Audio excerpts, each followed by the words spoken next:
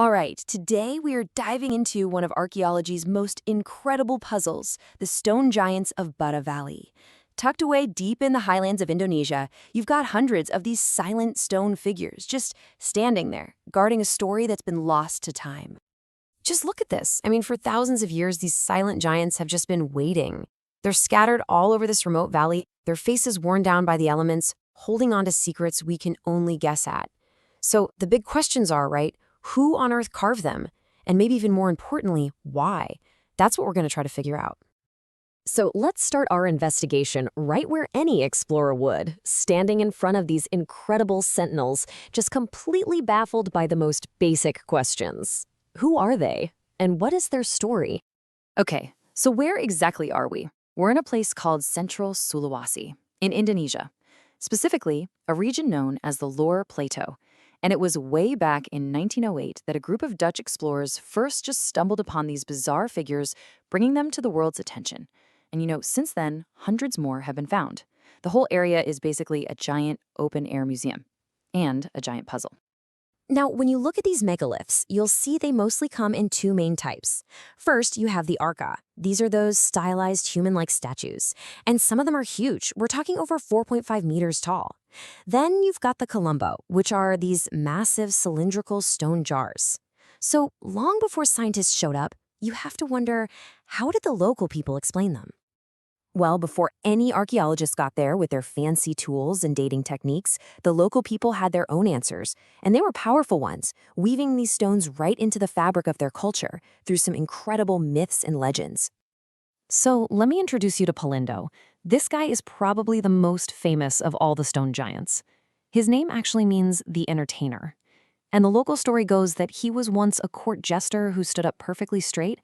But then these really fierce battles broke out between the local tribes, and the legend says the chaos and grief of it all literally knocked him crooked, and he's been tilted ever since. And Palindo's not the only one with a story. There's another one called Tutalako, who was supposedly a village guardian, but he got turned to stone because he stole rice.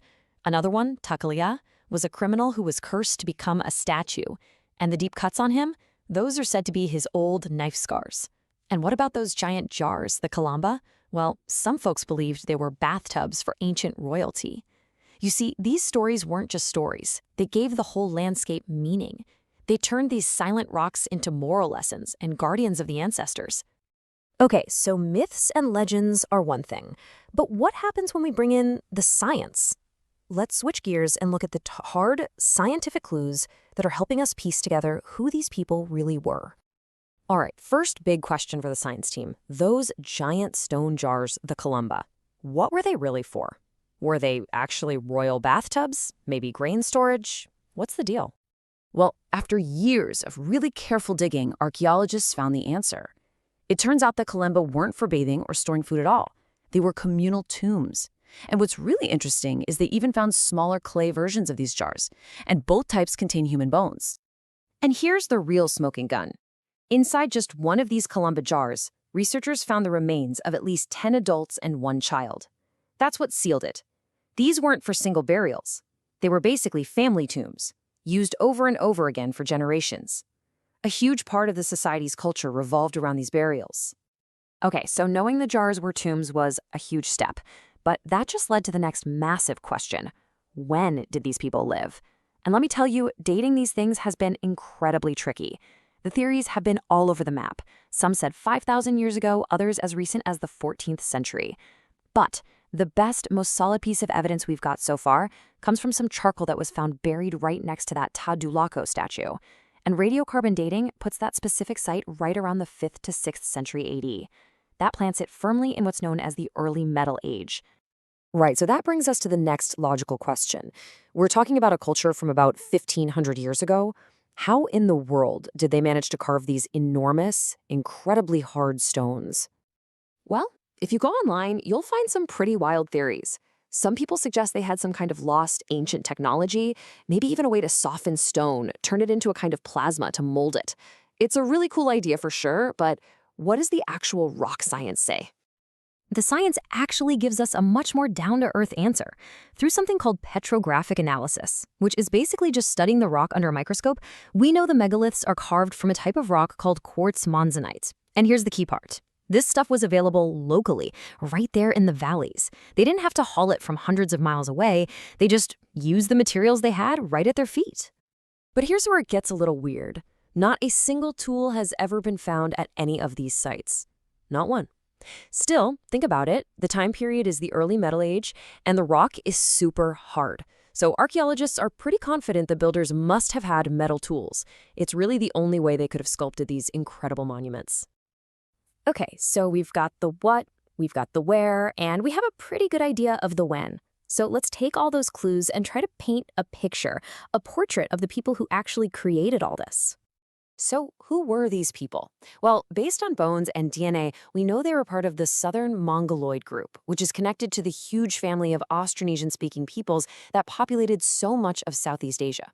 And they weren't just wandering around. They lived in organized societies. They had separate areas for where they lived, where they performed rituals, and where they buried their dead. And man, were they skilled. They were masters of stone carving, obviously, but also of making pottery and even building stilt houses. And this might be the most mind-blowing connection of all. The DNA from the bones inside those burial jars, it shows a direct genetic link to people who are still living in Sulawesi today. The ancient builders aren't some mysterious lost civilization. Nope, they're the direct ancestors of modern tribes like the Kajang, the Mandar, and the Toraja. They never vanished, their descendants are still there. And we can see other little cultural fingerprints they left behind. Looking at their teeth tells us they had a really tough diet, because their teeth are incredibly strong. They also practiced something called pongar, which is a kind of ritual tooth filing. When they buried people, they included grave goods, like bowls and jugs, supplies for the afterlife. And their art is everywhere, on the statues, on the lids of the jars, with these repeating images of human faces, monkeys, and cool geometric patterns. So we've learned a ton, right? But this story is absolutely not over. It seems like for every single answer science gives us, a new, even deeper question pops up. And this is the biggest puzzle of all. Think about it. We have hundreds of these giant stone monuments that would have taken huge amounts of work and tons of people. But archaeologists have found no tools, no workshops, no ruins of the big villages that had to have been there to support a project like this. It's like the people, their houses, and all their stuff just poof, disappeared, leaving only these giant stones behind. So for now, the megaliths just stand there. They're silent witnesses in this incredible landscape. And even though we've studied it for over 100 years, it feels like it's barely given up any of its real secrets. They're a monument to a culture that we're only just starting to get to know. Which leaves us with one last, massive question. After all this time, after all the science, we know who their descendants are, but we still have no idea where the builders and their villages went. So you have to wonder, what other secrets are still waiting to be discovered, buried just beneath the surface in the land of 1,000 megaliths?